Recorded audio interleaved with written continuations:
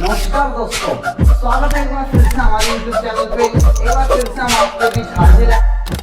इन 6 points में से question आना ही आना है, 110% आना है।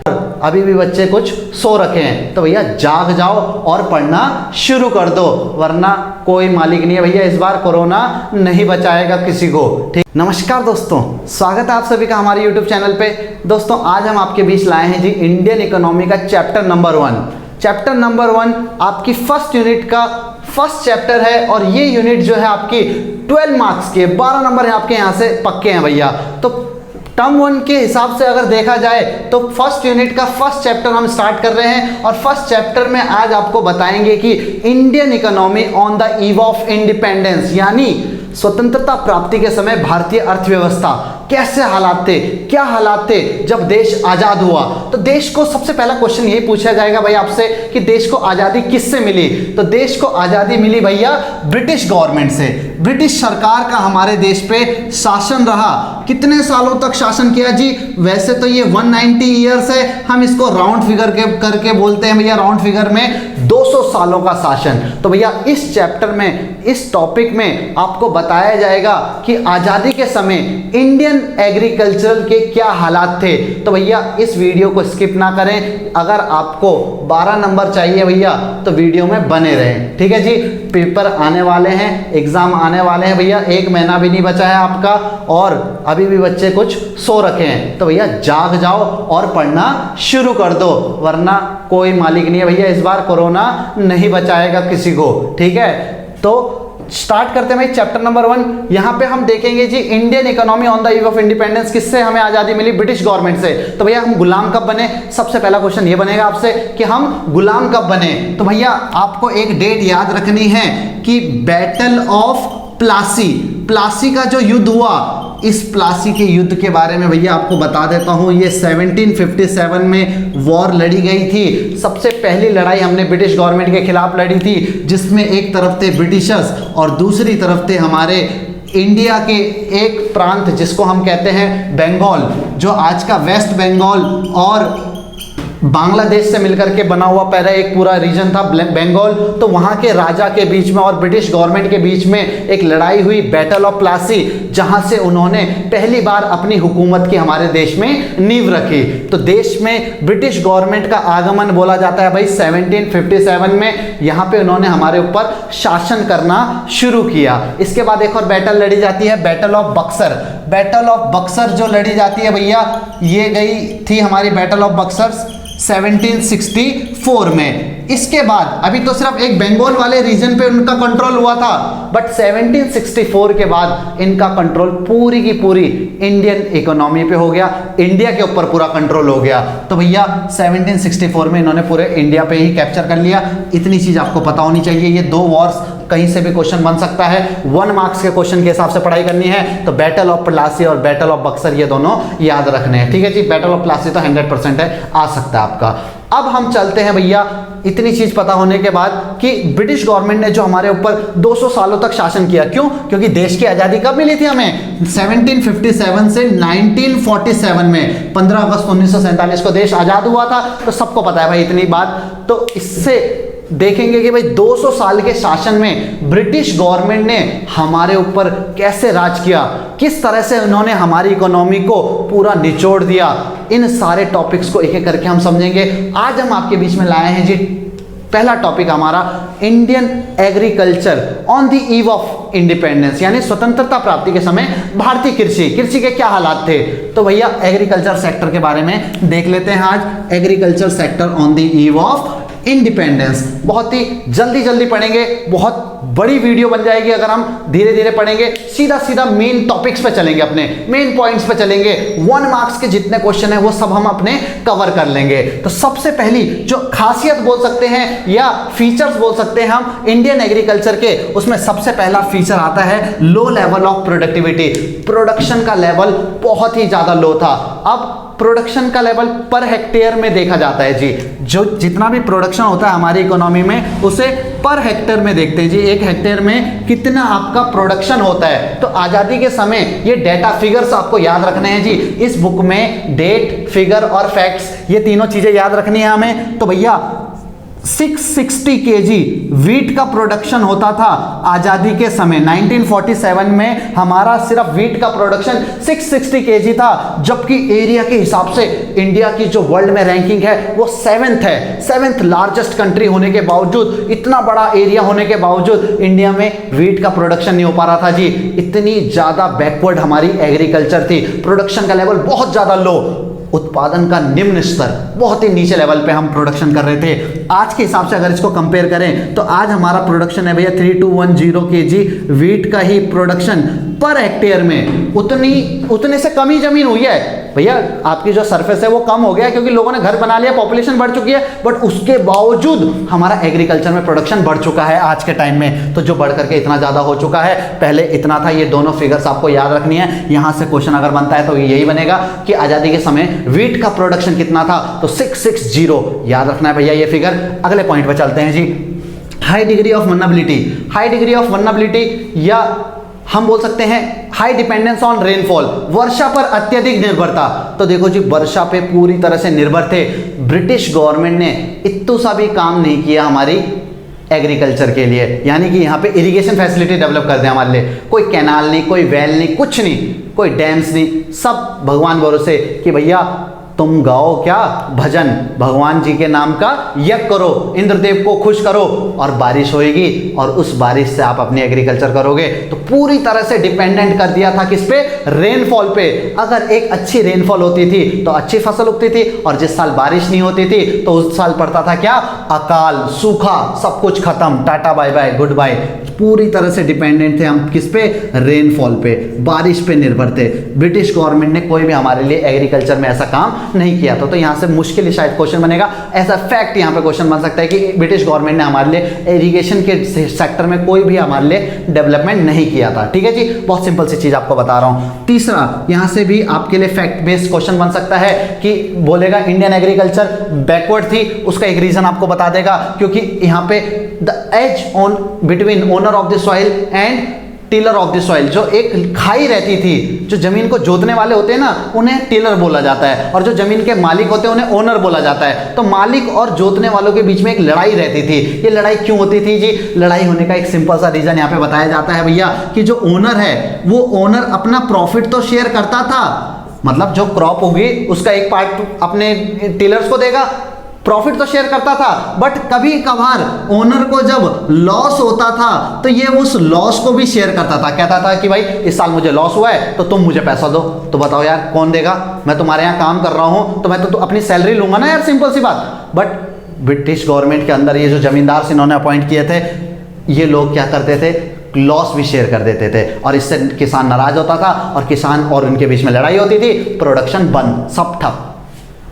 प्रोडक्शन ठप होने की वजह से हमारा एग्रीकल्चर किस पे चले जाएगा जी, बैकफुट पे। इसलिए हम बोलते थे एग्रीकल्चर हमारी क्या थी, स्टैग्नेंट, गतिहीन, पिछड़ी हुई। इसका एक और सबसे बड़ा कारण है भैया, फोर्थ रीजन आपका लैंड टेन्योर सिस्टम। पेपर में 1 मार्क्स में क्वेश्चन पूछेगा कि इंडियन एग्रीकल्चर के बैकवर्ड होने के पीछे सबसे बड़ा रीजन क्या है। आपको 4 ऑप्शन देगा, कोई ऑप्शन दे। अगर आपको यहां पे ऑप्शन मिल रहा है लैंड टेन्योर सिस्टम, या इसको बोला जाता है लैंड सेटलमेंट सिस्टम, दोनों में से जोन सा भी नाम हो आपको याद रखना है जी। इस सिस्टम को ब्रिटिश गवर्नमेंट ने इंट्रोड्यूस किया था 1793 में। ये डेट याद रखना, 1 नंबर में क्वेश्चन यहां से बनेगा ही बनेगा कि भैया लैंड सेटलमेंट सिस्टम या लैंड टेन्योर सिस्टम कब आया था। तो लैंड सेटलमेंट सिस्टम आया 1793 में। क्या था इस सिस्टम में, इस सिस्टम में एक सिंपल सी बात बताई गई थी भैया कि ब्रिटिश गवर्नमेंट मांगती थी हमसे टैक्स, किसानों से कर मांगती थी। आपने लगान मूवी तो देखी होगी ना, 2 गुना लगान चाहिए, तो भैया वो 2 गुना लगान का सिस्टम यहीं से आता था, लैंड टेन्योर सिस्टम था। ब्रिटिश गवर्नमेंट ने क्या किया, टैक्स कलेक्ट करने के 3 तरीके अपनाए। 3 तरीकों में सबसे पहला तरीका था जमींदारी सिस्टम। जमींदारी सिस्टम में, जमींदारी हिंदी में भी जमींदार बोलते हैं जी। दूसरा था महलवाड़ी सिस्टम। महलवाड़ी सिस्टम हिंदी में भी, हिंदी के ही नाम है ये, इंग्लिश में बोले जाते हैं बस। और तीसरा था रैयतवाड़ी सिस्टम। रैयतवाड़ी सिस्टम, तीनों सिस्टम को एक एक करके समझाऊंगा। हमारे सिलेबस में भैया महलवाड़ी नहीं है, रैयतवाड़ी नहीं है, सिर्फ जमींदारी सिस्टम है। क्या करती थी ब्रिटिश गवर्नमेंट टैक्स कलेक्ट करती थी जी। टैक्स कलेक्ट करने के लिए 3 सिस्टम बनाए थे। सबसे पहला था जमींदारी सिस्टम। इसमें क्या करती थी जी ब्रिटिश गवर्नमेंट टैक्स कलेक्ट करती थी किसान से। इसके लिए वो बीच में जमींदार को अपॉइंट कर देती थी। किसको अपॉइंट करती थी जी? जमींदारों को। जमींदारों का काम होता था जी नीचे से जाकर के ब्रिटिश गवर्नमेंट के लिए टैक्स कलेक्ट करके लाना। बट ब्रिटिश गवर्नमेंट यहाँ पे क्या करती थी जी? एक पावर दे देती थी जमींदार को कि तू आज से मालिक है इन किसानों का और तुझे जो मर्जी करना है वो मन में आए वो कर, इनसे जाकर के बस तो टैक्स कलेक्ट कर और हमें 1% अमाउंट हमारा ऊपर पहुंचा दे। तो इसने 1% बता दिया जी, मान लो 10%। ब्रिटिश गवर्नमेंट ने बोला जी 10% टैक्स हमें मिलना चाहिए उपज का। ये जमींदार जाता था पूरी पावर के साथ नीचे से और किसानों से 50-50% tax, half of the crop अकेले ले लेता था। और जब ये हाफ ऑफ द क्रॉप लेता था ना भैया, तो हम कह सकते हैं कि जितना एक्सप्लॉइट ब्रिटिश गवर्नमेंट ने नहीं किया हमें, उससे ज्यादा जमींदारों ने किया। भैया अंग्रेज तो हमें 1857 में छोड़ के जाना चाहते थे, बट यही वो जमींदार थे जिन्होंने उन्हें जाने नहीं दिया, उनको मदद दी। और हमारे कई सारे लोग ऐसे में शहीद हुए। आपकी रानी लक्ष्मीबाई, कई सारे हमारे बड़े बड़े लीडर्स ऐसे ही इस जमींदारों की वजह से हाथ जान से हाथ धो बैठे भैया। ठीक है, तो हम कह सकते हैं भैया कि भारत जब भी हारा है किसी बाहर वालों की वजह से नहीं, अपने दोगले लोगों की वजह से। तो भैया देश के लिए हम हमेशा हमें समर्पित होना चाहिए। देश सर्वोपरि है और इन जमींदारों की तरह नहीं कि जिन्होंने अपने ही लोगों को एक्सप्लॉइट किया। ठीक है, तो जमींदारी सिस्टम ही वो सिस्टम है जिससे हमारी एग्रीकल्चर सबसे ज़्यादा बैकफुट पे गई, क्योंकि ये इतना ज़्यादा टैक्स कलेक्ट कर लेते थे ना, तो कोई बोलने वाली बात नहीं है यहाँ पे भाई। ठीक है जी, पहला सिस्टम था जमींदारी सिस्टम। दूसरा था महलवाड़ी सिस्टम। महलवाड़ी सिस्टम में क्या होता है जी? पूरे के पूरे मतलब एक इंडिविजुअल किसान को नहीं टारगेट किया जा रहा है यहाँ पे, जमींदार को नहीं भेजा जा रहा, पूरी की पूरी मतलब एक गांव को या 4-5 गांव को इकट्ठे बोल दिया कि तुम्हें सबको टैक्स कलेक्ट करके हमें देना है। जैसे लगान मूवी में है ना कि भाई पूरे के पूरे गांव को 2 गुना लगान देना पड़ेगा। तो ये 2 गुना लगान वाला सिस्टम यहीं से है, महलवाड़ी सिस्टम से। पूरे के पूरे गांव को अगर बोला जाए कि आपको इकट्ठे एक जगह पे टैक्स कलेक्ट करके ब्रिटिश गवर्नमेंट को पे करना है, तो इसे कहा जाता था महलवाड़ी सिस्टम। तीसरा है जी रैयत। रैयत मीन्स होता है किसान, पीसेंट्स। रैयतवाड़ी सिस्टम में डायरेक्ट ब्रिटिश गवर्नमेंट किसान से टैक्स कलेक्ट करती थी, बट ये सिस्टम बहुत कम यूज होता था। कहाँ ब्रिटिश गवर्नमेंट भैया ऑफिसर लोग बैठे हुए हैं, वो कहाँ जाकर के टैक्स कलेक्ट करेंगे, इसलिए ये सिस्टम बहुत रेयर यूज होता था। रैयतवाड़ी सिस्टम तीसरा सिस्टम है। हमारे सिलेबस में ये दोनों नहीं है, हमारे में है जमींदारी सिस्टम। क्लियर? इतनी बात समझ आती है भाई। लैंड टेन्योर सिस्टम से क्वेश्चन बनेगा 1793, और दूसरा क्वेश्चन जो बनेगा यहाँ से कि ये सिस्टम से सबसे ज्यादा हमारी एग्रीकल्चर एक्सप्लॉइट किससे हुई, तो लैंड टेन्योर सिस्टम की वजह से। 5वें पॉइंट पे चलते हैं जी। 5th पॉइंट पे कमर्शलाइजेशन ऑफ एग्रीकल्चर। देखो जी, ब्रिटिश गवर्नमेंट ने हमें एक अच्छी चीज तो सिखाई, बट अपने मोटिव के हिसाब से। ब्रिटिश गवर्नमेंट ने हमें सिखाया कि भैया आप खाने के लिए मत उगाओ, मतलब खाने के लिए उगाओ, सिर्फ अपने खाने के लिए नहीं, बेचने के लिए भी उगाओ। बेचने के पर्पज से उगाओगे तो तुम्हें इनकम मिलेगी, तुम्हें प्रॉफिट होगा। ब्रिटिश गवर्नमेंट हमको एक नई चीज सिखा रही थी, बट अपने ही बेनिफिट के लिए। हमारा कोई बेनिफिट नहीं था इसमें, वो हमसे ऐसी चीजें उगवा रही थी जिससे उनको फायदा होता था। फॉर एग्जाम्पल, आप यहाँ पे नाम ले सकते हो इंडिगो। आपको याद होगा गांधी जी ने बिहार में चंपारण में एक आंदोलन किया था नील की खेती के खिलाफ, तो ये वही नील की खेती है। ब्रिटिश गवर्नमेंट ने हमसे कहा कि कृषि का व्यवसायीकरण करो, कृषि में चीजों का ऐसी चीजें उगाओ जो आप बेच सको, बट हमसे ऐसी चीजें उगवाई भैया जो एक बार खेत में उगा दी जाए ना तो वो खेत जिंदगी भर के लिए बंजर हो जाता था। 8-10 साल तक आप कोई फसल नहीं उगा पाते थे उसमें। तो ऐसी चीजें हमसे जब उगवाई गई तो एक तरह से हमारी एग्रीकल्चर आगे बढ़ने की जगह और ज्यादा बैकफुट पे चलेगी। ओपियम, ओपियम होता है अफीम। अब अफीम भैया हम उगा रहे हैं तो क्या इसको खाएंगे भाई? बिल्कुल नहीं। ब्रिटिश गवर्नमेंट अपने यूज के लिए इन सारी चीजों को हमारे से प्रोड्यूस करवाती थी। तो कहीं ना कहीं इन्होंने एक अच्छी चीज तो सिखाई कि आप खाने के लिए मत उगाओ, यानी खाने के लिए उगाने को बोला जाता है सब्सिस्टेंस फार्मिंग। इन्होंने कहा सब्सिस्टेंस फार्मिंग मत करो, आप कमर्शलाइजेशन करो, चीजों को बेचने के लिए उगाओ। तो भैया बेचने के लिए उगाने के चक्कर में हमसे ऐसी चीजें उगा बैठे कि जो हमारे कभी कुछ काम नहीं आई, उल्टा हमारी एग्रीकल्चर को और ज्यादा बैकफुट पे ढकेल दिया गया। कॉमर्शलाइजेशन ऑफ एग्रीकल्चर, यानी ऐसी चीजें उगा करके हमारा ही नुकसान हुआ। लास्ट पॉइंट है जी पार्टीशन ऑफ द कंट्री। यहां से भी कॉमर्शलाइजेशन ऑफ एग्रीकल्चर से रेयर ही क्वेश्चन बनेगा, बहुत मुश्किल है यहां से क्वेश्चन बने, बट लास्ट है पार्टीशन ऑफ द कंट्री। यहां से क्वेश्चन बनना 110% भैया क्वेश्चन आएगा ही आएगा। ध्यान से सुन लो भाई, वीडियो के लास्ट में क्वेश्चन आना ही आना है, तो वीडियो को लास्ट तक जरूर देखें भैया। पार्टीशन ऑफ द कंट्री, देश का बंटवारा। देश का बंटवारा कैसे हुआ जी? मैं थोड़ा सा आपको यहां पे दिखा देता हूं देश के बंटवारे को।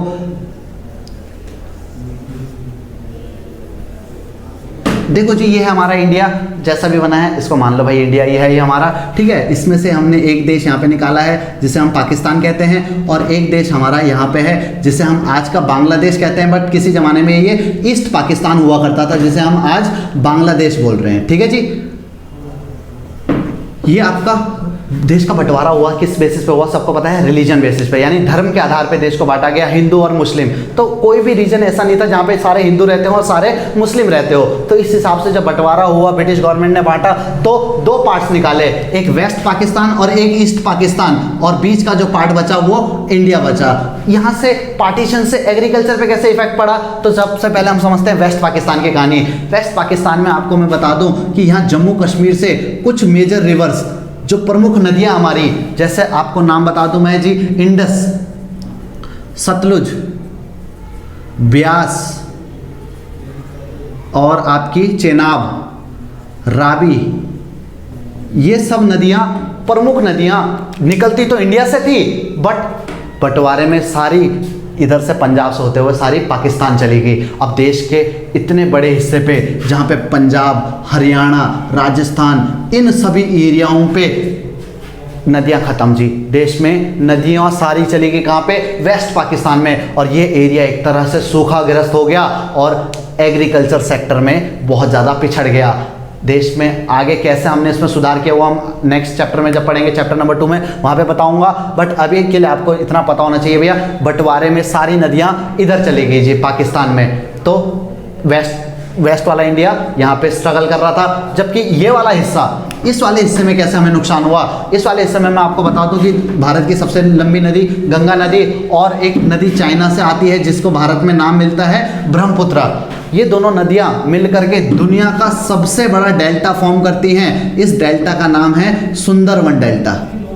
सुंदरवन डेल्टा दुनिया का सबसे बड़ा डेल्टा है। एक डेल्टा की खासियत आपको मैं पहले बता दूं भैया, एक डेल्टा की खासियत ये होती है कि भैया इसमें जो फर्टिलिटी लेवल होती है उतनी फर्टिलिटी लेवल दुनिया में कहीं नहीं मिलती। सबसे उपजाऊ जमीन बोला जाता है इसे, और इसी फर्टाइल लैंड को सुंदरवन डेल्टा के नाम से जाना जाता है इंडिया में। अब सुंदरवन डेल्टा क्यों पड़ा इसका नाम, तो इसका नाम सुंदरवन पड़ता है जी, एक सुंदरी नाम का ट्री होता है यहाँ पे, इसके ऊपर इसका नाम सुंदरवन पड़ा है। बट अब मैं आपसे बोल दूं कि भैया सुंदरवन नाम तो दे दिया, इस डेल्टा से हमारा क्या नुकसान हुआ, तो भैया बंटवारे में पूरा का पूरा डेल्टा चला गया बांग्लादेश में, और इस डेल्टा के सिर्फ दम पे आज बांग्लादेश जूट के प्रोडक्शन में, ये चीज याद रखना भैया, जूट के प्रोडक्शन में आज बांग्लादेश नंबर 1 पे है। और सारी के सारा रॉ मटेरियल चला गया कहाँ, बांग्लादेश में। ईस्ट पाकिस्तान में हमारे पास क्या बचा, हमारे पास बची जूट की इंडस्ट्रियां, क्योंकि ब्रिटिश गवर्नमेंट ने इंडस्ट्री सारी सेटअप की थी कोलकाता में, हमारे जो आज का वेस्ट बंगाल में कोलकाता है, वहां पे सारी इंडस्ट्रियां सेटअप करी थी। बट सारी की सारा रॉ मटेरियल कहाँ चला गया जी, बांग्लादेश में। तो आपसे क्वेश्चन पूछेगा कि बांग्लादेश में सबसे ज्यादा प्रोडक्शन किस चीज का होता है, जूट का। दूसरा क्वेश्चन आपसे यहाँ पे बनेगा कि पार्टीशन की वजह से हमारी किस इंडस्ट्री को सबसे ज्यादा नुकसान पहुंचा, तो सबसे ज्यादा नुकसान पहुंचा भैया हमारे को जूट इंडस्ट्री में, यानी जितनी भी हमारी जूट से रिलेटेड इंडस्ट्री थी वो सब खत्म हो गई। ठीक है भाई, तो ये एक शॉर्ट वीडियो बना रहे हैं हम, क्योंकि काफी बड़े बड़े टॉपिक हैं इसमें, तो इन छोटी छोटी वीडियो से ही हम इनको सबको क्लियर करेंगे। तो भैया आपको पार्टीशन ऑफ द कंट्री समझ आता है कि वेस्ट पाकिस्तान में सारी नदियां चली गई, ईस्ट पाकिस्तान में पूरा डेल्टा चला गया, और इस मामले में एग्रीकल्चर के मामले में हम बहुत ज़्यादा बैकफुट पे चले गए। तो भैया मैंने आपके सामने यहाँ पे 6 पॉइंट्स रखे हैं, इन 6 पॉइंट्स में से क्वेश्चन आना ही आना है, 110% आना है। एक नंबर के लिए आपको ये 6 के 6 पॉइंट याद रखने हैं। बहुत ही सिंपल से पॉइंट है, इनमें डेट, फिगर्स और फैक्ट्स को याद रखना है। सबसे इंपॉर्टेंट इसमें आप बोल सकते हो लो लेवल ऑफ प्रोडक्टिविटी है। इसके अलावा एक लैंड टेन्योर सिस्टम से क्वेश्चन आना ही आना है, और पार्टीशन ऑफ द कंट्री से भी क्वेश्चन बन सकता है। तो ये 3 पॉइंट आपको मेजर याद रखने हैं। दोस्तों आज का हमारा टॉपिक है industrial sector on the eve of independence, यानी स्वतंत्रता प्राप्ति के समय औद्योगिक क्षेत्र, क्या हालात थे हमारी इंडस्ट्रीज के। तो देखो जी, पहले आपको थोड़ा हिस्ट्री में लेके चले तो पूरे वर्ल्ड में फेमस था जी हमारा इंडियन हैंडीक्राफ्ट इंडस्ट्री। जो चीजें हम हाथ से बनाते थे वो पूरे वर्ल्ड में पहचानी जाती थी भैया, पूरे वर्ल्ड में उसकी डिमांड होती थी। बट ब्रिटिश गवर्नमेंट जब आई और ब्रिटिश गवर्नमेंट ने हमारी इंडस्ट्रीज का जो बुरा हाल किया, उन सभी चीज़ों को आपको इस टॉपिक में बताया जाएगा भाई।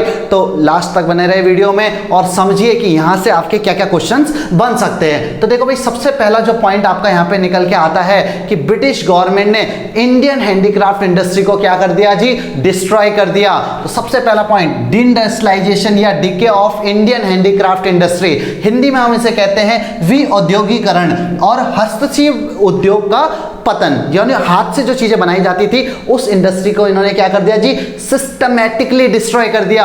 अपने मोटिव के लिए हमारी इंडस्ट्री को कुर्बानी चढ़ा दी जी। क्या मोटिव था उसका, पेपर में आपसे यही से क्वेश्चन बनेगा भैया कि ब्रिटिश गवर्नमेंट ने हमारी इंडस्ट्रीज को सिस्टमैटिकली डिस्ट्रॉय क्यों किया। तो इसके पीछे इनके दो रीजन होते थे भैया, टू फोल्डेड रीजन थे। यहाँ पे टू फोल्डेड रीजंस की वजह से इन्होंने हमारी इंडस्ट्रीज को क्या किया, सिस्टमैटिकली डिस्ट्रॉय किया। जिसमें सबसे पहला रीजन आपको पता होना चाहिए भैया कि ब्रिटिश गवर्नमेंट चाहती थी कि इंडिया जो है वो बन जाए एक्सपोर्टर्स ऑफ रॉ मटेरियल। अब देखो जी, एक्सपोर्टर ऑफ रॉ मटेरियल क्यों, जरा समझिए। आपको पता है इंडस्ट्रियलाइजेशन कहां पे हुआ था, इंडस्ट्रियलाइजेशन हुआ था ब्रिटेन में। सारी की सारी इंडस्ट्रियां कहां सेटअप हुई थी जी, ब्रिटेन में सेटअप हुई थी। तो इसलिए उन ब्रिटेन वाली इंडस्ट्रीज को रॉ मटेरियल की जरूरत होती थी, यानी ये चाहते थे कि भारत कच्चे माल का निर्यातक बन जाए, यानी हम एक्सपोर्ट करें रॉ मटेरियल को, ज्यादा से ज्यादा एक्सपोर्ट कर सके रॉ मटेरियल, और ब्रिटेन में जो इंडस्ट्रियां सेटअप हो रखी हैं उनको इजीली रॉ मटेरियल मिल पाए। तो सबसे पहला पॉइंट आपको याद रखना है जी, क्यों इन्होंने हमारी इंडस्ट्री को डिस्ट्रॉय किया, कि हमें एक्सपोर्टर ऑफ रॉ मटेरियल बना पाए। और अब देखो, हमारे देश में जब कोई इंडस्ट्री नहीं रहेगी, एक भी इंडस्ट्री नहीं रहेगी भैया, तो हमें क्या करना पड़ेगा, अब हम बन जाएंगे जी इंपोर्टर ऑफ फिनिश गुड्स, यानी अंतिम वस्तुओं के या फिनिश गुड्स को हम अंतिम वस्तु बोलते हैं जी, अंतिम वस्तुओं के आयातक। हम आयातक बन चुके थे जी फिनिश गुड्स के। अब हमारे देश में खुद सोचो यार, कॉमन सेंस बात है कि एक भी इंडस्ट्री नहीं बची। अब जब एक भी इंडस्ट्री नहीं बचेगी भैया, तो सारे के सारे फिनिश गुड्स कहां से मंगाने पड़ेंगे, हमें ब्रिटेन से मंगाने पड़ेंगे। इसलिए ये चाहते ये थे कि हम एक्सपोर्टर बन जाए रॉ मटेरियल के, सारा कच्चा माल ब्रिटेन की इंडस्ट्री के लिए दें, और वहां से जो तैयार माल बन करके आएगा उसके लिए भी तो एक मार्केट चाहिए। तो वो मार्केट कहां है जी, ये importer of finish goods. India को वो चाहते थे कि ये इंडिया एक ऐसी मार्केट बन जाए उनके लिए जहां पे वो अपने प्रोडक्ट को ला करके इजीली बेच सकें। तो सबसे पहली पॉइंट आपको याद रखनी है जी, डी इंडस्ट्रियलाइजेशन। आपका यहां पे जो क्वेश्चन बनेगा वो रीजन असर्शन के ऊपर बेस बनेगा। असर्शन एक दिया जाएगा, एक फैक्ट आपको दिया जाएगा, उसका रीजन दिया जाएगा। तो आपके पास असर्शन आएगा कि ब्रिटिश गवर्नमेंट ने इंडियन हैंडीक्राफ्ट इंडस्ट्री को सिस्टमैटिकली डिस्ट्रॉय किया। पहला आपका असर्शन बन गया, उसका रीजन देगा आपको कि वो चाहते थे कि इंडिया एक्सपोर्टर बन जाए किसका, रॉ मटेरियल का, और इंपोर्टर बन जाए किसका, फिनिश गुड्स का। तो यहां से क्वेश्चन जो बनेगा वो असर्शन और रीजन बेस बनेगा। यहां पे कोई फिगर, फैक्ट्स, डेट नहीं आएगी। क्लियर? तो ये रीजन असर्शन के लिए आपको याद रखना है। इसके बाद हम चलते हैं जी, ब्रिटिश गवर्नमेंट ने हमारी इंडस्ट्रीज को कैसे डिस्ट्रॉय किया। अब ऐसा तो नहीं बोला होगा ना यार उन्होंने कि चलो जी तुम इंडस्ट्रियां बंद कर दो तो हमारी इंडस्ट्रियां बंद हो गई होंगी, ऐसा तो नहीं हुआ। कैसे उन्होंने हमारी इंडियन हैंडीक्राफ्ट इंडस्ट्री को डिस्ट्रॉय किया, तो क्वेश्चन लिख लेते हैं, how do they destroy Indian handicraft industry. Indian handicraft industry को इन्होंने कैसे डिस्ट्रॉय किया, ये क्वेश्चन है आपके सामने। तो कुछ तरीके अपनाए होंगे, कुछ मेथड्स, मेजर्स अपनाए होंगे जिससे इन्होंने हमारी हैंडीक्राफ्ट इंडस्ट्री को क्या किया जी, डिस्ट्रॉय किया। तो क्या थे वो मेजर, इसमें सबसे पहला मेजरमेंट बनता है आपका टैरिफ पॉलिसी। टैरिफ पॉलिसी कैसी tariff policy, discriminatory tariff policy का मतलब है यहां पे विभेदीकृत। इन्होंने जो टैक्स पॉलिसी अपनाई यहां पे, ये एक डिस्क्रिमिनेटरी टैरिफ पॉलिसी थी। अगर आपसे क्वेश्चन पूछ लिया कि भैया ब्रिटिश गवर्नमेंट ने हमारी हैंडीक्राफ्ट इंडस्ट्री को कैसे डिस्ट्रॉय किया, तो वहां पे आपको 4 ऑप्शन मिल जाएंगे, और सबसे अच्छा जो इसका आंसर होगा वो होगा भाई discriminatory tariff policy. British government ने यहां पे टैक्स पॉलिसी अपनाई। उन्होंने क्या किया, इंडिया से जितना भी रॉ मटेरियल जाएगा और जितना भी ब्रिटेन से तैयार माल आएगा, फिनिश गुड्स जितना भी आएगा, इस अपनी चीज पे तो कोई भी टैक्स नहीं लगाया। यानी जो चीजें उनकी थी उस पे टैक्स को खत्म कर दिया।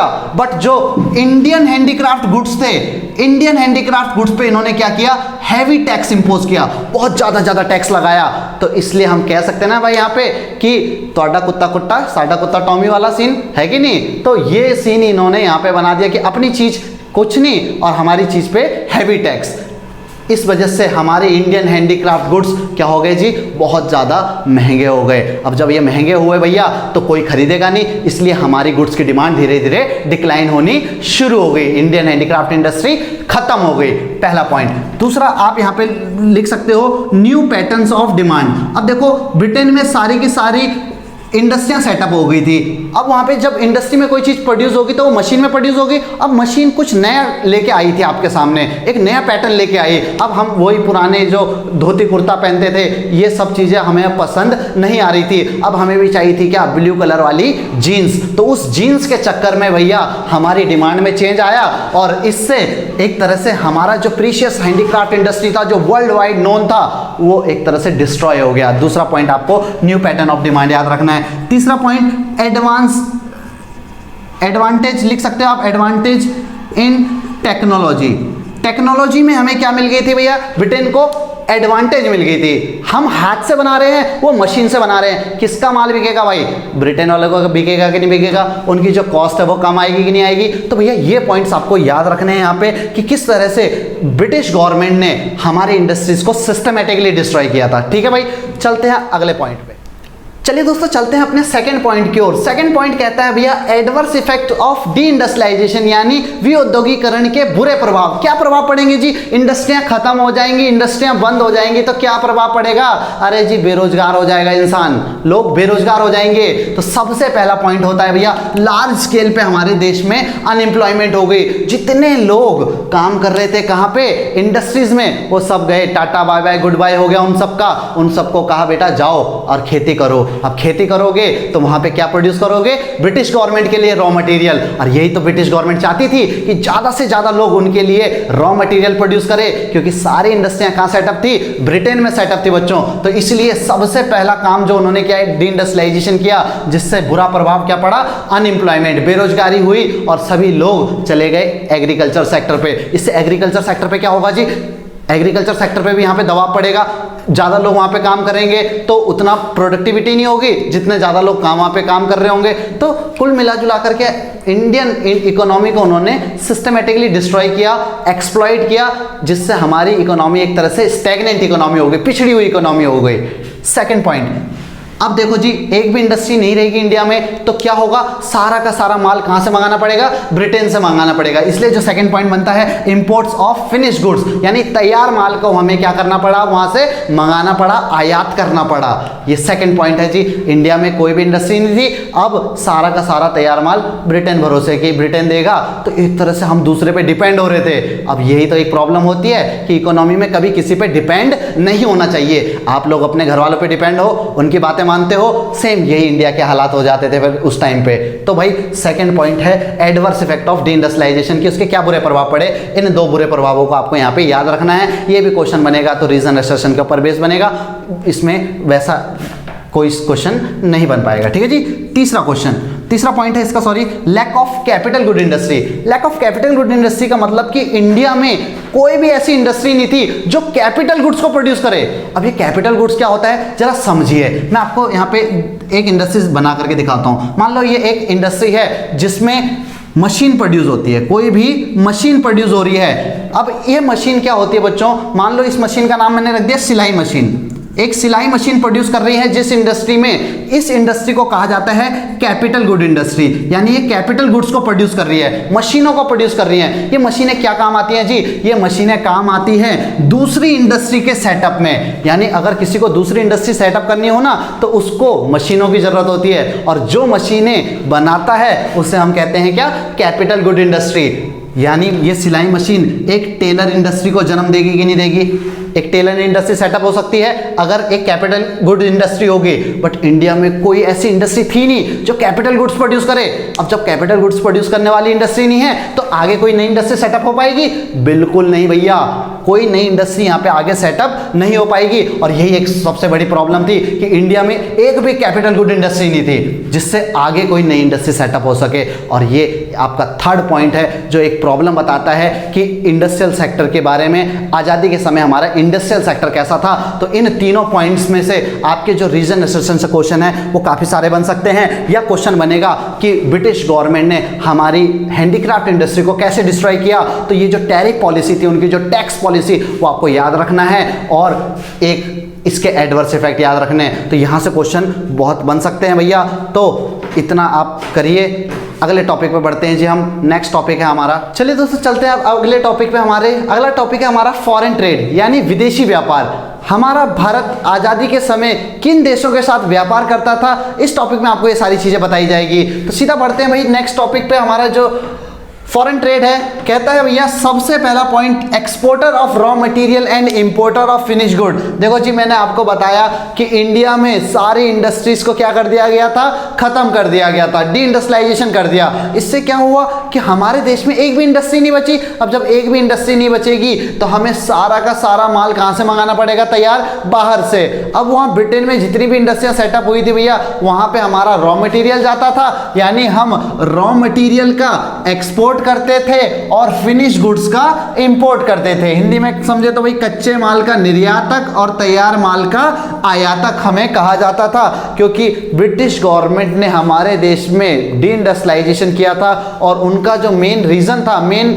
कॉज था, वो यही था कि वो चाहते थे India exporter of raw material बन जाए और इंपोर्टर ऑफ फिनिश गुड बन जाए। तो भाई ये आप पहले से ही जान चुके हो, इसमें कुछ नया बताने लायक नहीं है। फॉरेन ट्रेड का फर्स्ट पॉइंट बहुत ईजी है। सेकंड पॉइंट पे चलते हैं जी, monopoly control by British government, या ब्रिटिश सरकार के द्वारा कहें कि भाई उनकी एकाधिकार थी, मोनोपोली थी, एक अकेला बंदा हम पे पूरा राज कर रहा था, तो वही ट्रेड भी वही करेगा पूरा का पूरा। हमारा जो पहला पॉइंट बनता है भैया इसका कि half of the foreign trade या ट्रेड कहें किसके साथ रिस्ट्रिक्टेड था, हमारा पूरा का पूरा ब्रिटेन के साथ। 50% ट्रेड हम अकेला करते थे भैया ब्रिटेन के साथ। बाकी का बचा हुआ 50% वो हमारे अड़ोसी पड़ोसी देश, जिसमें हम श्रीलंका बोल सकते हैं, हम चाइना बोल सकते हैं, चाइना हमारा हो गया जी। इसके अलावा ईरान पहले का पर्शिया, इसको पर्शिया को ईरान बोला जाता था। तो ये 3 देशों के साथ हमारा बाकी ट्रेड होता था, सिल्क रूट चलता था भैया। तो लेकिन 50% trade, half of the trade हमारा किसके साथ रिस्ट्रिक्टेड था, ब्रिटिश गवर्नमेंट के साथ। तो यहां से एक क्वेश्चन बन जाता है भैया कि ब्रिटिश गवर्नमेंट के साथ ट्रेड और ज्यादा कब बढ़ा। तो भैया एक डेट आपको याद रखनी है जी, 1869 में। क्या हुआ था 1869 में? 1869 में ब्रिटिश गवर्नमेंट ने स्वेज कैनाल, एक कैनाल डेवलप करी भैया, इंडिया और ब्रिटेन के रूट में एक कैनाल डेवलप करी। मैं आपको मैप्स के थ्रू दिखाने की कोशिश करता हूं भैया। ये है हमारा इंडिया और यहाँ पे कहीं अफ्रीका पड़ता है हमारा, और इधर कहीं पे हमारा ब्रिटेन है। तो भाई पहले जहाज़ों को इस यहाँ से जब चलते थे मुंबई के बंदरगाह से, तो यहाँ से इतना घूम करके जहाज़ों को जाना पड़ता था। समुद्री जहाज़ इतनी दूरी तय करते थे, ये दूरी लगभग 12,000 किलोमीटर की हुआ करती थी। बट इस दूरी को ख़त्म किया 1869 में, एक कैनाल डेवलप करी, एक नहर बनाई गई, स्वेज नहर। कहाँ पे भैया? ये वाले एरिया पे। यहाँ पे 2 सी हैं, एक आपका मेडिटेरियन सी और एक आपका रेड सी। इन 2 सी को जोड़ने वाला एक कैनाल डेवलप किया गया, जिसने इंडिया के लिए ब्रिटेन का एक डायरेक्ट रूट डेवलप कर दिया। अब जो ये 12,000 किलोमीटर की दूरी थी, अब ये सिर्फ 7,000 किलोमीटर की दूरी में कन्वर्ट हो गई, और आपका सीधा 5,000 किलोमीटर का डिफरेंस इस रूट ने हमारा बचा दिया, जिससे ब्रिटिश गवर्नमेंट के हौसले और ज़्यादा बढ़े और उन्होंने अब क्या किया, इंडिया को और ज़्यादा एक्सप्लॉइट करना शुरू किया, और ज़्यादा एक्सपोर्ट करने लगे वो हमारे देश से रॉ मटेरियल को, और वहाँ से लाने लगे जी अपना ब्रिटिश से बनने वाला जो फिनिश प्रोडक्ट है। तो 1869 डेट याद रखना है जी। स्वेज कैनाल ओपन स्थापन कब हुआ? 1 मार्क्स में क्वेश्चन बनेगा ही बनेगा भैया, 1869। तो ये है monopoly control by British government, कि ब्रिटिश सरकार का एकाधिकार था, अकेला पूरा ब्रिटेन हमारे ऊपर राज करता था, 50% ट्रेड ब्रिटेन के साथ होता था। चलते हैं भाई तीसरे पॉइंट पे। तीसरा पॉइंट है हमारा drain of Indian wealth. Drain of Indian wealth का मतलब होता है कि भारतीय संपत्ति का निष्कासन। आपको मैं बता दूं जी, हम एक्सपोर्ट करते थे रॉ मटेरियल, हम एक्सपोर्ट करते थे रॉ मटेरियल और इंपोर्ट करते थे फिनिश गुड्स। अब आपको इतना तो पता ही होगा भैया, रॉ मटेरियल की जो वैल्यू होती है वो बहुत कम होती है। फॉर एग्जांपल मैं बोलूँ, एक रॉ मटेरियल शुगर केन, गन्ना जो है शुगर केन, ये एक रॉ मटेरियल है। अब एक शुगर केन कितने का मिल जाएगा भाई? 2-3 रुपए किलो गन्ना मिल जाता है हमारा। बट अगर उस शुगर केन से एक बार कन्वर्ट हो जाए भैया, क्या शुगर में बन जाए, वो कन्वर्ट हो जाए भाई शुगर में, तो चीनी सोचो, 3 रुपए का गन्ना 30 रुपए किलो चीनी के हिसाब से बिकता है, यानी 10 टाइम्स आपके प्राइस इंक्रीज कर देता है। तो इतनी ज्यादा वैल्यू इंक्रीज होती है फिनिश गुड्स में। इसके बावजूद देखो, आपको एक चीज याद रखनी है भैया, कि हम एक्सपोर्टर थे रॉ मटेरियल के, बट हम इंपोर्ट जो करते थे, बाहर से जो चीज़ें मंगाते थे वो बहुत कम मंगाते थे, बाहर की चीज़ों का यूज़ बहुत कम करते थे। इससे हमारे इकोनॉमी में एक फ़ायदा होता था, हमारा एक्सपोर्ट हमेशा सरप्लस में रहता था। एक्सपोर्ट सरप्लस में रहने का मतलब भैया निर्यात में हमें फ़ायदा होता था, निर्यात हमारा अधिशेष में रहता था, फायदे में रहता था हमेशा। अब देखो जी, कितना एक्सपोर्ट सरप्लस होता था। आज़ादी के समय हमें 30 करोड़ का एक्सपोर्ट सरप्लस होता था, यानी हमारा एक्सपोर्ट एक्सेस करता था इंपोर्ट से। आपको मैं एक्सपोर्ट और इंपोर्ट का अमाउंट भी बता दूं तो 403 करोड़ के करीब हमारा एक्सपोर्ट होता था और 373 करोड़ के करीब हमारा क्या होता था भैया? इंपोर्ट होता था। तो ये जो 30 करोड़ का डिफरेंस है, इस डिफरेंस की वजह से हम हमेशा सरप्लस में रहते थे, यानी कच्चा माल बेचने के बावजूद हम पे पैसा ज़्यादा होता था। और आपके लिए एक और दुख की खबर है कि भैया जो 30 करोड़ रुपए आपको एक्स्ट्रा बचते थे वो कभी हमारे यूज में नहीं आते थे। तो ये एक बहुत बड़ी विडंबना थी भारत की कि हमारे पैसा होने के बावजूद वो हमारा नहीं होता था। क्यों? ब्रिटिश गवर्नमेंट इसको अपने एडमिनिस्ट्रेशन पे खर्च कर देती थी जी। जितनी उनकी सेना है, अपना पूरा देश पे शासन चला रहे हैं जी, एक जगह से दूसरी जगह को सेना को ट्रांसफर करना है, एडमिनिस्ट्रेशन सेटअप करना है पूरा, उस चीज़ों पे ये सारा हमारा पैसा खर्च कर देती थी। और दूसरा ये जितने भी वॉर्स लड़ती थी, जितने भी युद्ध लड़ती थी भैया, चाहे वो सेकेंड वर्ल्ड वॉर में पैसा हमने दिया हो, चाहे अपनी सेना दी हो, तो जितने भी ये ब्रिटिश गवर्नमेंट वॉर लड़ती थी उस सब में हमारे पैसे का यूज़ करती थी। तो एक तरह से हमारी संपत्ति का इन्होंने क्या किया? निष्कासन कर दिया। हमारा एक्सपोर्ट सरप्लस होता था, बट वो एक्सपोर्ट सरप्लस हमारे लिए कोई मायने नहीं रखता था, क्योंकि सारा पैसा कहां चले जाता था? ब्रिटेन के पास चले जाता था। कहां? या तो एडमिनिस्ट्रेशन पे या तो वॉर में। तो इंडिया को अच्छी तरह से जितना हो सके उतना उन्होंने एक्सप्लॉइट किया। तो इन 2 टॉपिक में हमने समझा कि किस तरह से इंडस्ट्रीज को डिइंडस्ट्रियलाइजेशन किया, हमारी हैंडीक्राफ्ट इंडस्ट्री को डिस्ट्रॉय किया, और दूसरा हमारा फॉरेन ट्रेड कैसा था, दूसरे देशों के साथ हमारा व्यापार कैसा था। तो भैया इस वीडियो में आपको एक ना एक क्वेश्चन यहाँ से बनना ही बनना है। पहले तो ज़्यादा बने, बट एक क्वेश्चन तो कंफर्म है, या तो फॉरेन ट्रेड से या इंडस्ट्रीज वाले पॉइंट से। तो भैया इस वीडियो को ज़्यादा से ज़्यादा लोगों तक शेयर कर दो भैया, पूरी मेहनत कर रहे हैं आपके लिए। तो आपका भी इतना सा फर्ज बनता है कि भाई आप इस वीडियो को अपने दोस्तों तक पहुँचा सकें। और पहले तो भाई आप लोग खुद ही इस वीडियो के मदद से भाई अपनी नॉलेज को इंक्रीज करें, और फिर आपके लिए अब हम धीरे धीरे भैया क्वेश्चन सेट भी लेके आएंगे। संडे आपके लिए एग्जाम सीरीज भी चलाएंगे भैया, कि आप प्रैक्टिस कर सको, 1 मार्क्स के क्वेश्चन की ज़्यादा से ज़्यादा प्रैक्टिस कर सको। तो भाई टॉपिक को occupational structure on the eve of independence, यानी स्वतंत्रता प्राप्ति के समय हमारी व्यावसायिक संरचना कैसी थी, हम किन कार्यों में लगे होते थे। तो देखो सीधा टॉपिक पे चलते हैं जी। ऑक्यूपेशनल स्ट्रक्चर, सबसे पहले अगर इसकी डेफिनेशन देखी जाए तो ऑक्यूपेशनल स्ट्रक्चर का मतलब होता है भैया कि आपकी जो वर्किंग पर्सन है वो किस सेक्टर्स में ज्यादा इन्वॉल्व है, किस सेक्टर्स में उनको रोजगार मिल रहा है, एम्प्लॉयमेंट मिल रहा है। तो बेसिकली आपकी इकोनॉमी में 3 सेक्टर होते हैं, प्राइमरी, सेकेंडरी एंड टर्शरी, प्राथमिक, द्वितीयक और तृतीयक क्षेत्र। इन तीनों क्षेत्रों के बारे में आपको बताया जाएगा कि आजादी के समय कितने % लोग कहां पर ज्यादा लगे हुए थे। ठीक है जी। तो सबसे पहले हम देखिए जी, एक प्राइमरी सेक्टर क्या होता है। प्राइमरी सेक्टर की अगर किसी भी बच्चे से पूछा जाए कि भैया प्राइमरी सेक्टर क्या है, तो वो बोलता है भैया एग्रीकल्चर। तो बच्चे प्राइमरी सेक्टर का मतलब सिर्फ एग्रीकल्चर नहीं होता, एग्रीकल्चर सिर्फ प्राइमरी सेक्टर का एक पार्ट होता है। अगर आपको किसी को डिफाइन करना है कि प्राइमरी सेक्टर क्या है, तो उसके लिए आपको सिंपली एक लाइन बोलनी होती है भैया कि जहां पे हमें डायरेक्ट नेचर से चीजें मिलती हैं, वो सेक्टर हमारा क्या कहलाता है, प्राइमरी सेक्टर। अब इसका एक पार्ट है एग्रीकल्चर। फॉर एग्जांपल मैं बोलूं जी इसमें एग्रीकल्चर को यानी कृषि जो चीज हमें मिलती है, अनाज हमें मिलता है, ये डायरेक्ट जमीन से मिलता है, डायरेक्ट नेचर से मिलता है, इसलिए हम एग्रीकल्चर सेक्टर को अपने प्राइमरी सेक्टर में रखते हैं। इसके अलावा आप इसमें पेस्टोरल भी ऐड कर सकते हो, आप इसमें फिशरीज को, मछली पालन को ऐड कर सकते हो, आप इसमें हॉर्टिकल्चर, जितनी चीजें आपको नेचर से डायरेक्ट मिलती हैं वो सारी चीजें ऐड होती है हमारी प्राइमरी सेक्टर में। तो यहां से आपके दिमाग से ये कंफ्यूजन निकाल देना भैया कि सिर्फ एग्रीकल्चर सेक्टर प्राइमरी सेक्टर कहलाता है। एग्रीकल्चर सेक्टर प्राइमरी नहीं है, हर वो चीज जो नेचर से मिलती है वो आपका प्राइमरी सेक्टर होता है। तो अब आपसे क्वेश्चन जो बनेगा वो पूछेगा कि आजादी के समय कितने % लोग हमारे प्राइमरी सेक्टर में इन्वॉल्व थे, तो आपका जो आंसर होगा यहाँ पे ये है आपका 72%। आपको याद रखना है जी आंसर कि 72%, यानी आपकी 3/4 जो पॉपुलेशन थी वो एंगेज थी किस सेक्टर में, प्राइमरी सेक्टर में। बहुत ज्यादा लोग लगे हुए थे एग्रीकल्चर सेक्टर में। हमने देखा कि किस तरह से ब्रिटिश गवर्नमेंट ने हमारी इंडस्ट्रीज को डिस्ट्रॉय किया।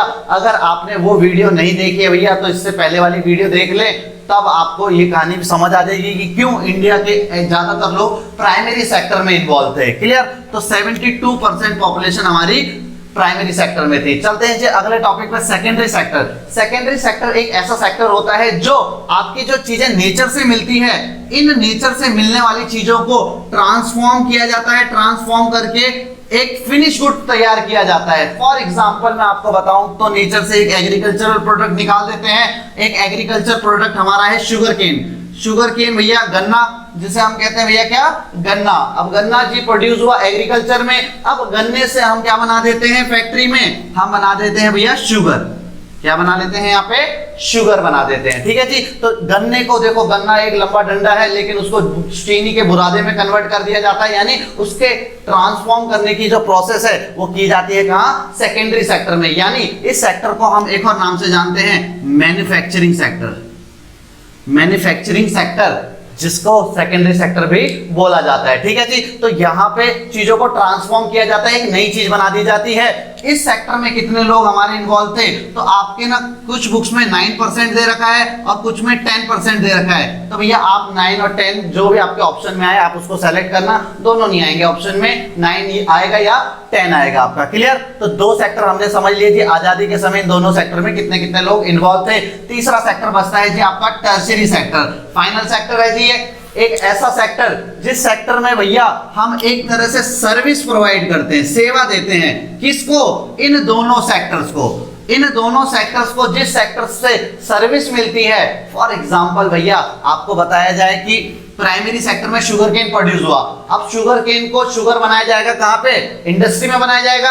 अब शुगर केन को शुगर इंडस्ट्री में लाने के लिए आपको रोड चाहिए, आपको रोड चाहिए, आपको ट्रांसपोर्ट चाहिए, आपको कम्युनिकेशन चाहिए।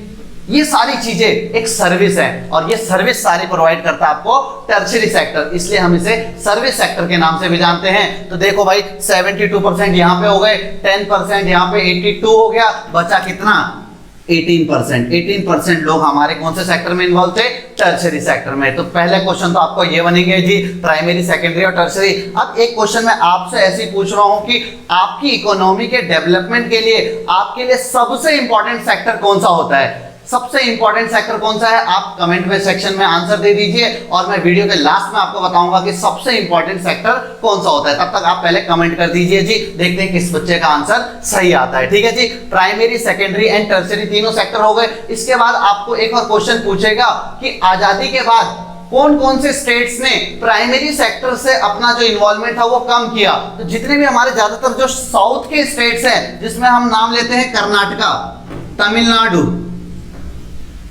आपका वेस्ट बंगाल, वेस्ट बंगाल हालांकि साउथ में नहीं है बट वेस्ट बंगाल भी इसमें आता है, महाराष्ट्र, इन स्टेट्स ने आजादी के बाद आपको ये क्वेश्चन दे देगा भाई कि कौन कौन से वो स्टेट थे जिन्होंने आजादी के बाद प्राइमरी सेक्टर में जो एग्रीकल्चर सेक्टर है उसमें इन्वॉल्वमेंट कम कर दी, और कौन से वो स्टेट्स हैं जिसने अपनी इन्वॉल्वमेंट एग्रीकल्चर सेक्टर में बढ़ाई। तो एग्रीकल्चर में सेक्टर में इन्वॉल्वमेंट बढ़ाने वाले स्टेट थे भैया हमारा Punjab, Rajasthan and Odisha.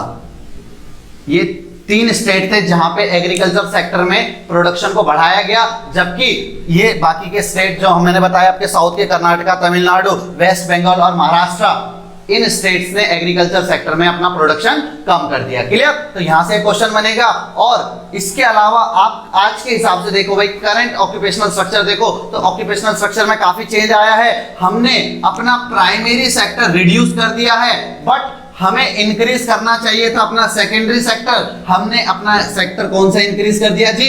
Tertiary sector. अब आप बोलोगे भैया क्यों, टर्शरी सेक्टर में क्या प्रॉब्लम है? तो देखो बच्चों, टर्शरी सेक्टर एक तरह से सर्विस सेक्टर होता है, एक सेवा सेक्टर, एक ऐसा सेक्टर होता है भाई जिसमें आप दूसरे पे डिपेंड होते हो। फॉर एग्जांपल इंडिया जो है आज के टाइम में अपनी सर्विसेज देता है आईटी सेक्टर में सबसे ज्यादा अमेरिका को। अमेरिका को जब आप सर्विस देते हो तो कल को अगर अमेरिका ने आपसे सर्विस लेने से मना कर दिया, फिर आप क्या करोगे इस सिचुएशन में? फॉर एग्जांपल मैं बोलूं जी, आप मेरे से पढ़ रहे हो, आप मेरे से एक सर्विस ले रहे हो, अगर आपने कल को मना कर दिया कि भैया मुझे आपसे नहीं पढ़ना, तो क्या मैं आपसे जबरदस्ती लड़ूंगा? नहीं ना। तो सर्विस सेक्टर एक अनस्टेबल सेक्टर होता है कि आप दूसरे पे डिपेंड रहते हो। तो इस हिसाब से आपका जो क्वेश्चन पूछा था कि आपकी इकोनॉमी में सबसे इंपॉर्टेंट सेक्टर कौन सा होता है, तो वो सेक्टर है आपका सेकेंडरी सेक्टर। सबसे इंपॉर्टेंट सेक्टर है इकोनॉमी का।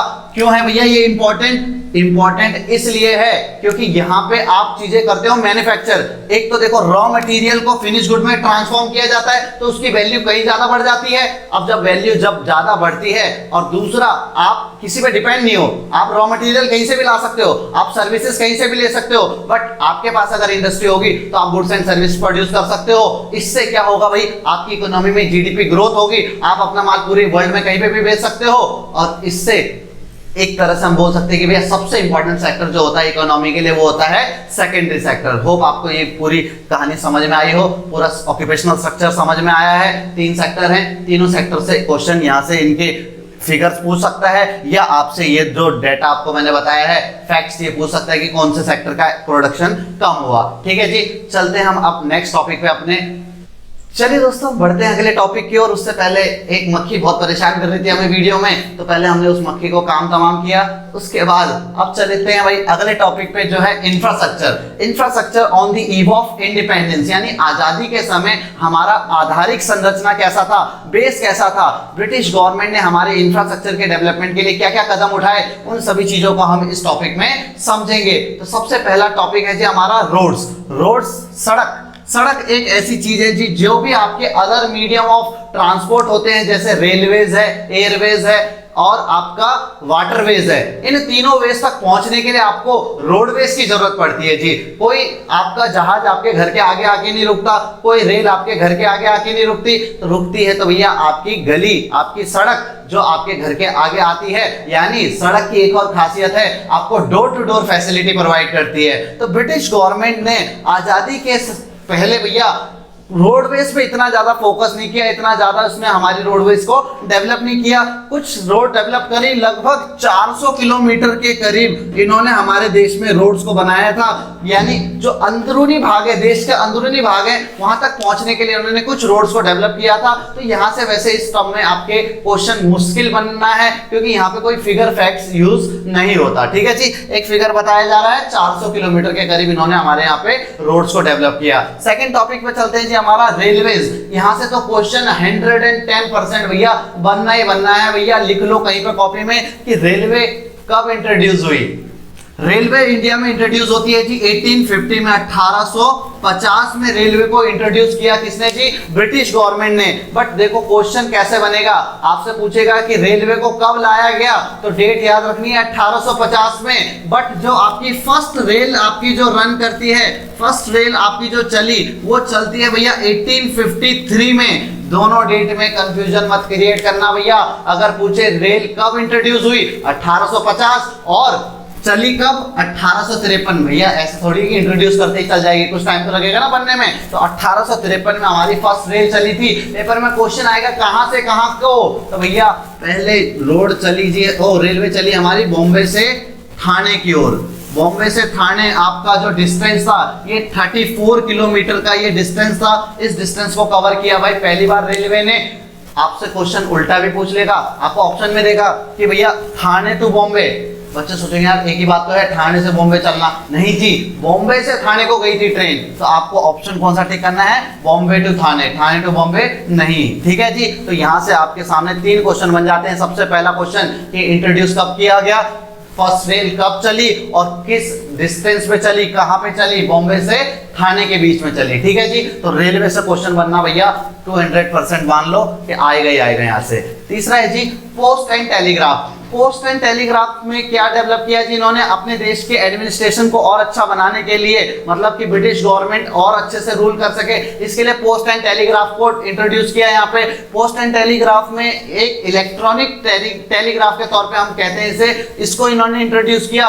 पेपर में क्वेश्चन आएगा भैया कि पूरे इंफ्रास्ट्रक्चर में सबसे लेस अटेंशन किस इंफ्रास्ट्रक्चर पे दिया ब्रिटिश गवर्नमेंट ने? तो सबसे ज्यादा जो लेस अटेंशन है ये आपका पोस्ट एंड टेलीग्राफ पे फोकस किया इन्होंने कि भैया इस चीज को एक दरकिनार कर दिया, दूर कर दिया कि भैया पोस्ट एंड टेलीग्राफ इतना ज्यादा डेवलप इंफ्रास्ट्रक्चर नहीं हुआ। ठीक है जी, तो आपका यहां से जो क्वेश्चन बनेगा वो सिर्फ यही बनेगा कि सबसे लेस अटेंशन कौन से इंफ्रास्ट्रक्चर पे दिया, तो ये है हमारा पोस्ट एंड टेलीग्राफ। ठीक है जी, लास्ट आता है एयरवेज। एयरवेज ज्यादा कुछ नहीं है, एयरवेज में एक नाम याद रखना जी, JRD टाटा। JRD टाटा, इनको इंडियन एविएशन का भैया एक तरह से जनक कहा जाता है। इन्होंने 1932 में भैया पहले जहाज की यहाँ पे शुरुआत करी थी, हवाई जहाज चलाया। एयरवेज की जो शुरुआत होती है JRD टाटा को भारत का इंडियन एविएशन का एक तरह से फादर कहा जाता है। तो इतनी चीज आपको याद रखनी है, एयरवेज में इसके अलावा और कुछ नहीं आएगा। तो ये 4 पॉइंट है आपके इंफ्रास्ट्रक्चर के, जिसमें सबसे इंपॉर्टेंट पॉइंट है आपका रेलवे, और उसके अलावा क्वेश्चन बन सकता है तो पोस्ट एंड टेलीग्राफ से कि भैया किस पे लेस अटेंशन दिया। तो होप आपको ये सारी चीजें समझ आई हो। बढ़ते हैं भैया अगले। चलिए दोस्तों, बढ़ते हैं अपने अगले टॉपिक की ओर। अगला टॉपिक है हमारा डेमोग्राफिक कंडीशन, यानी आजादी के समय हमारा डेमोग्राफिक कंडीशन किस प्रकार का था, जननांकीय संरचना के क्या हालात थे। तो इस टॉपिक में हम इन सब चीजों को डिस्कस करेंगे। यहाँ पे सबसे पहली चीज जो हमें यहाँ पे देखनी है, high birth rate and death rate. देखो जी, आजादी के समय बहुत ही ज्यादा लोग पैदा होते थे और बहुत ही ज्यादा लोग मरते थे। तो भैया सबको तो रीजन पता ही होगा बर्थ रेट ज्यादा होने का क्या रीजन है। तो भैया बर्थ रेट ज्यादा होने का सबसे बड़ा जो रीजन था वो ये था कि भैया lack of awareness. Lack of awareness की वजह से लोग जानते ही नहीं थे कि कितने बच्चे पैदा करने हैं और कितने नहीं करने हैं। तो भैया दबा के बच्चे पैदा होते थे। लैक ऑफ एजुकेशन बोल सकते हो आप इसमें, लैक ऑफ एजुकेशन, तो जिसकी वजह से एक तरह से देखा जा सकता है कि भैया बर्थ रेट बहुत ज्यादा था। बट बर्थ रेट ज्यादा था तो ठीक है, बट डेथ रेट क्यों ज्यादा था? डेथ रेट के क्या कारण थे? तो डेथ रेट का आपका सबसे बड़ा रीजन है भैया पुअर हेल्थ फैसिलिटीज। सरकार के द्वारा, ब्रिटिश गवर्नमेंट के द्वारा हमारे हेल्थ के डेवलपमेंट के लिए कोई भी ऐसा कदम नहीं उठाया गया था जिससे हमारी हेल्थ फैसिलिटीज डेवलप हो। कोई हॉस्पिटल नहीं खोला गया था, कुछ नहीं। मैं आपको एक डायग्राम के थ्रू इस चीज को समझाने की कोशिश करता हूँ। वैसे तो ये इकोनॉमिक्स में डायग्राम के थ्रू नहीं समझाया जाता, मैंने ये ज्योग्राफी में पढ़ा हुआ है, वहां से मैं आपको बता रहा हूँ। तो देखो जी, एक डायग्राम बता रहा हूँ, इस डायग्राम को थोड़ा समझिए।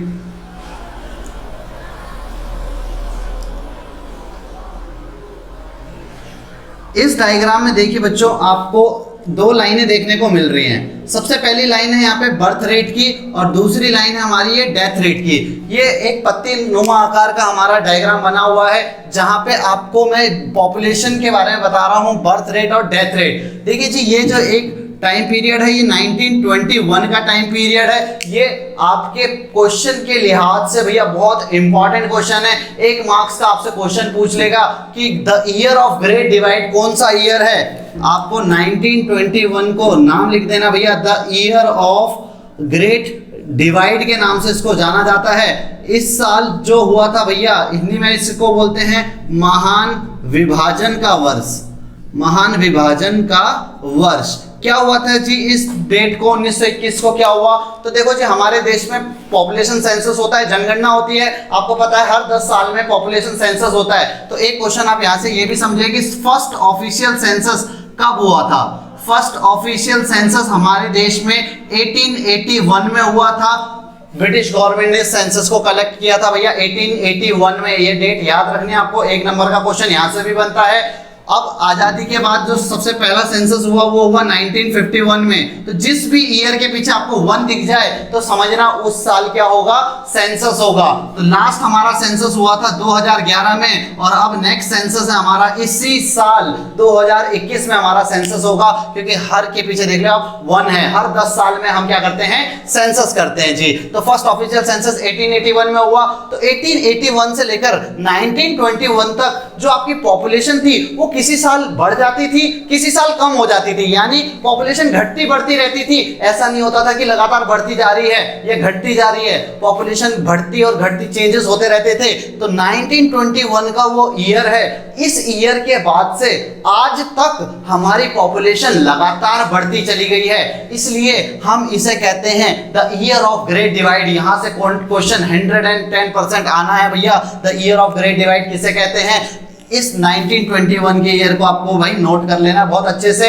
अब यहां से दूसरा क्वेश्चन बनता है कि 1921 से पहले हम कौन सी डेमोग्राफिक ट्रांजिशन में थे, कौन सी स्टेज में थे? तो ये थी भैया हमारी फर्स्ट स्टेज। 1921 से पहले हम फर्स्ट स्टेज में थे और 1921 के बाद हम जाते हैं सेकंड स्टेज में, ठीक है जी। तो यहाँ पे आपको हाई बर्थ रेट और डेथ रेट में ये दिखाने की कोशिश कर रहा हूँ। देखो स्टार्टिंग में 1921 से पहले ये दोनों लाइनें बहुत हाई थी, बर्थ रेट और डेथ रेट बहुत हाई थे, बट बाद में धीरे धीरे क्या हुआ, हेल्थ फैसिलिटीज में थोड़ा सुधार आया। हेल्थ फैसिलिटीज में सुधार आने से डेथ रेट तो कम हो गया, बट बर्थ रेट कम तो हुआ, बट काफी धीमी गति से, स्लो रेट से कम होने की वजह से। देखो जी यही वो टाइम पीरियड था जिसमें हमारी पॉपुलेशन बहुत ज्यादा बढ़ गई, पॉपुलेशन एक्सप्लोजन हो गया, जनसंख्या विस्फोट, और आज हम सेकंड लार्जेस्ट कंट्री बनकर के ऐसे पूरे वर्ल्ड के सामने आए हैं भैया। यही वो टाइम पीरियड था 1921 से लेकर 1990 तक का ये टाइम पीरियड। तब तक भैया हर बंदे के घर में 7-8 बच्चे पैदा होते थे। ये बर्थ रेट बहुत ज्यादा था, डेथ रेट तो कम हो गई, बट हम भूल गए कि हमें बर्थ रेट भी कम करना है भैया। पहले के टाइम पे तो इसलिए ज्यादा करते थे कि भाई जो पैदा ज्यादा होते थे तो मरते भी ज्यादा थे, बट धीरे धीरे हमने डेथ रेट में तो कमी करी, बट बर्थ रेट में हम कमी करना भूल गए। और आज हम ये स्लोगन दे रहे हैं भैया, बच्चे 2 ही अच्छे। तो भैया हमें ऐसा स्लोगन देना चाहिए भाई, बच्चा 1 ही अच्छा, ठीक है जी। तो बढ़ते हैं आगे सेकंड टॉपिक में। हमारा सेकंड पॉइंट है हमारा यहाँ पे high infant mortality rate. High infant mortality rate को समझे जी, ये सारी डेट फिगर नोट कर लेना भैया, यहां से क्वेश्चन बनेगा ही बनेगा 100%, ठीक है जी। सेकंड पॉइंट है हमारा यहाँ पे high infant mortality rate. High infant mortality rate क्या है जी?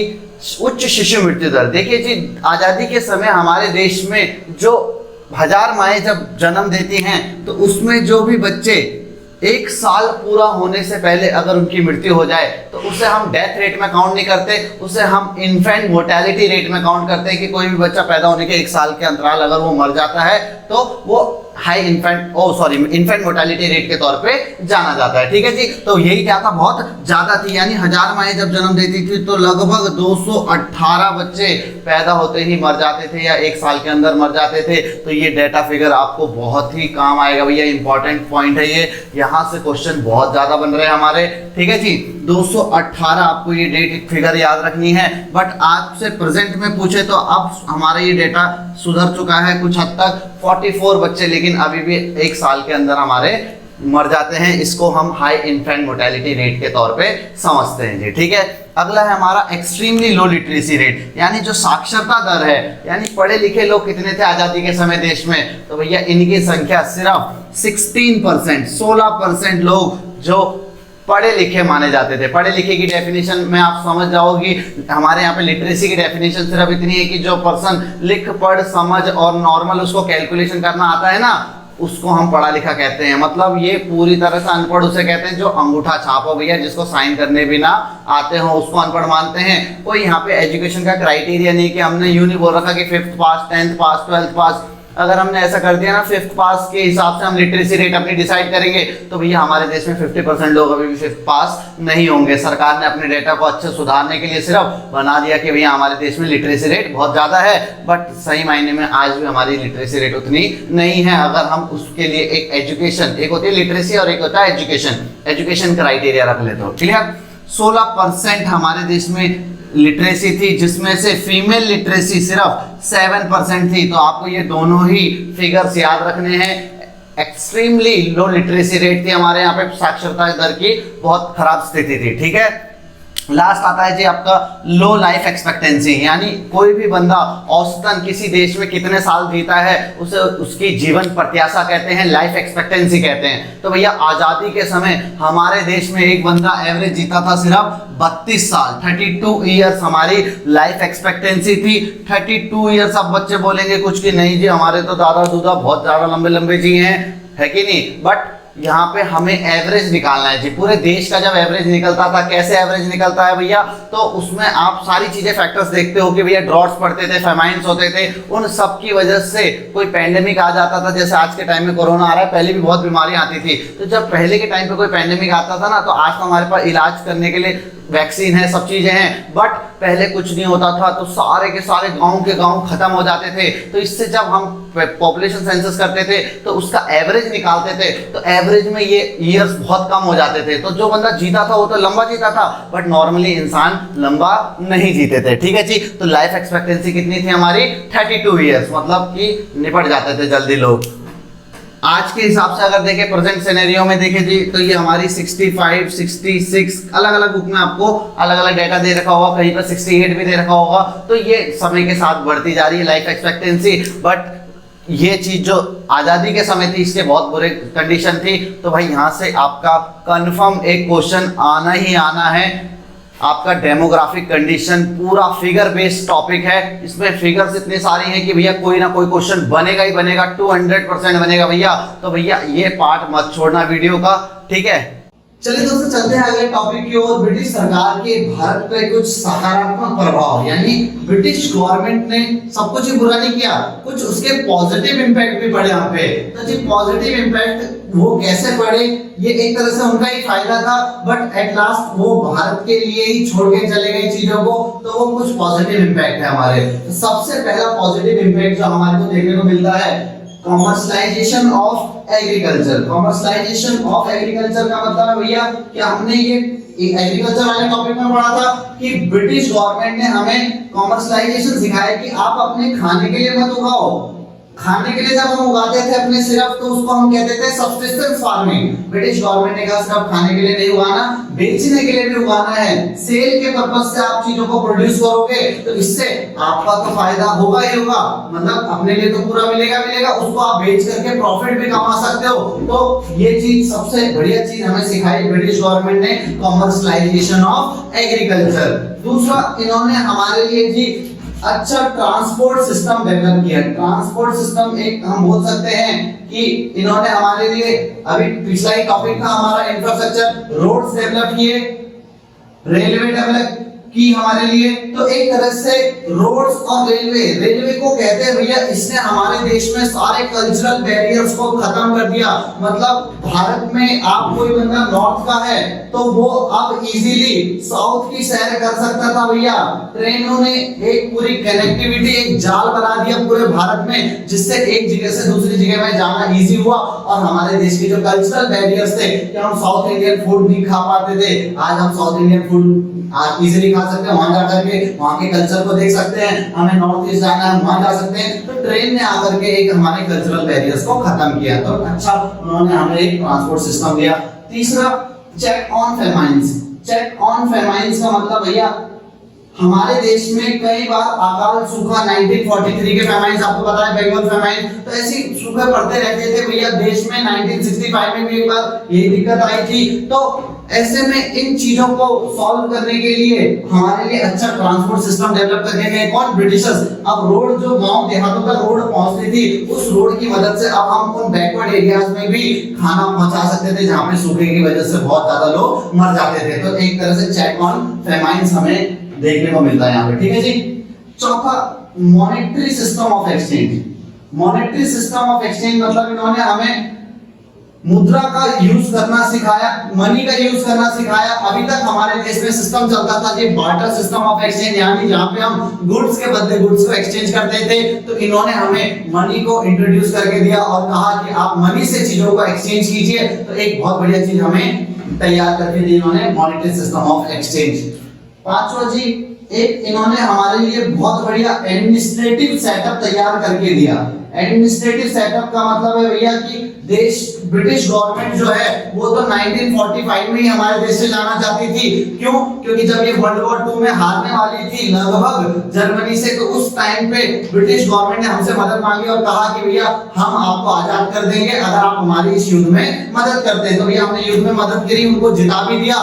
ऐसे में वो हमें छोड़ करके जाना चाहते थे 1945 में, बट हमने इनको अगले 2 सालों तक रोक के रखा भैया 1947 तक। 1946 से हमारा कॉन्स्टिट्यूशन बनना शुरू हो गया था और 1949 तक कॉन्स्टिट्यूशन बन करके तैयार हुआ भैया। तो इस 2 साल हमारे जो 9 महीने 11 दिन जितने भी हमारा टाइम पीरियड लगा कॉन्स्टिट्यूशन को बनने में, इस पूरे टाइम पीरियड तक ब्रिटिश गवर्नमेंट हमारे साथ रही। पूरा बढ़िया से उन्होंने हमारा एडमिनिस्ट्रेटिव सेटअप तैयार करके दिया।